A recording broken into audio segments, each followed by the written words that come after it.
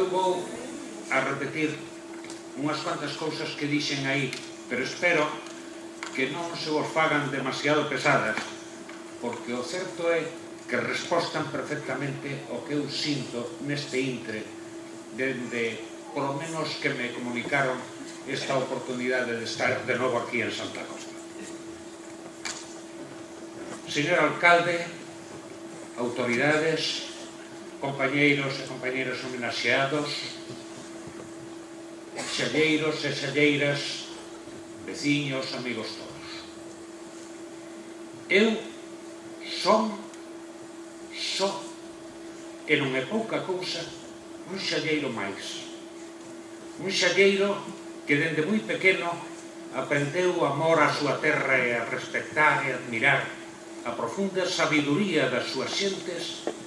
na observación da súa arte e capacidade para leren e interpretaren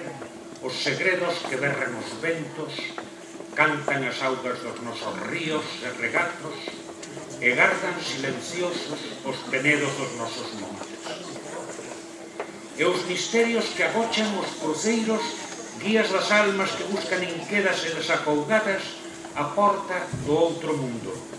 e as milagreiras fontes das augas santas e os monumentos prehistóricos como as mámoas e os castros que falan do noso pasado máis arredado. A beira do lume da lareira, no monte coidando das vacas dos meus primos de Vilarnovo de Freixeiro e de Santa María de Alón, nas xuntanzas da casa da caseira en Alón de Riba, escondido detrás da porta da zapatería do meu pai ou na cociña da casa do meu tío Basilio, eu escoitaba os contos,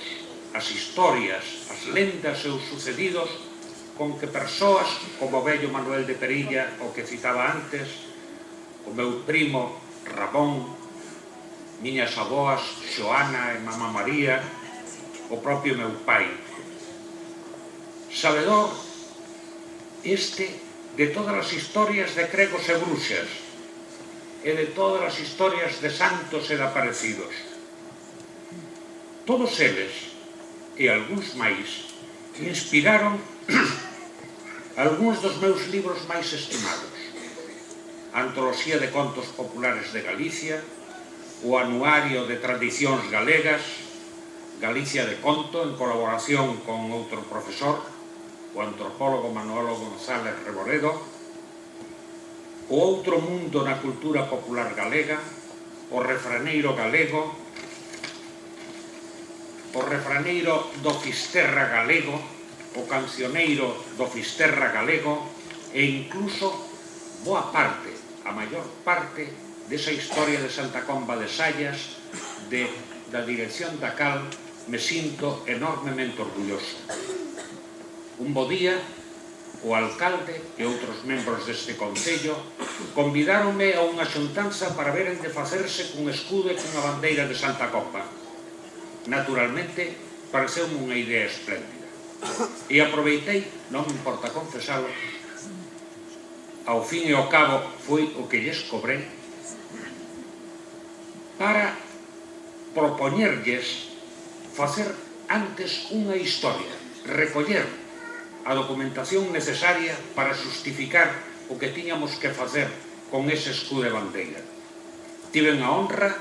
de que me nomearan para levar adiante tal empresa, sen dúbida a máis fermosa e a máis querida das moitas que teño desenvolto ao longo da miña vida. Agasallarlle nos meus paisanos, aos meus paisanos, a todos vos, 3 fermosos libros: a historia de Santa Comba de Sallas, o escudo e a bandeira de Santa Comba do concello, nos que os nenos e os maiores poidan ler durante moitos anos e moitos séculos e escoitar como o río Xallas correndo en repiques de silencios entre mámoas e castros, igresas e capelas de milagreiros santuarios, cruceiros e fontes santas, fai súa unha terra de primitivos mineiros, gandeiros, agricultores e comerciantes que souberon transmitirnos aos seus actuais herdeiros a súa vontade dun futuro que, baseándose no respecto ao pasado, e no aproveitamento intelixente do presente lle ofrezan aos nosos fillos, aos nosos herdeiros, a razón da súa propia loita e do seu propio esforzo. En calquera caso, os meus méritos, se de verdade teño algún para estar hoxe aquí, non son meus, senón de moitas persoas, familiares e amigos que coa súa xenerosidade fixeron posible que este fillo de Pilar Novo de Freixeiro puidera facer a súa vida como profesor, como conferenciante e como escritor un mensaxeiro afortunado dunha terra e dunha cultura as que lle debo e lle debemos todos nós o que somos e o que queremos ser. A cantos, pois, tiveron a idea de convidarme a facer parte deste acto o meu máis fondo e sentido recoñecemento. Moitas grazas a todos.